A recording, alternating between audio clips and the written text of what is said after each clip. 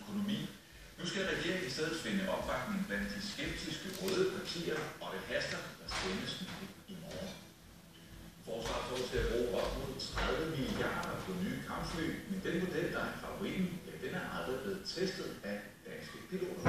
Jeg synes, det er meget, meget mærkeligt, hvis der ikke er de samme teststoffer mellem forskellige flyindsparter. Og derfor vil Venstre nu også kigge på, om ikke forsvaret kan få en prøvetur af det amerikanske F-35-fly før militæret. Det, vi i hvert fald skal sikre os, det er, at det danske forsvar køber det rette fly til den opgave, som vi nu skal ud og løse, og danske piloter får en mulighed for at prøve flyet af, således at vi ikke køber katten i sengen.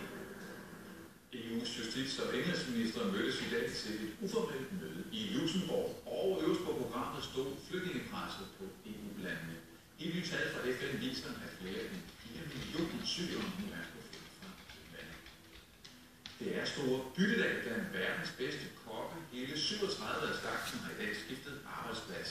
Der er Tele fra Noma og Paul Cunningham fra Henrik Kirkeby Kro.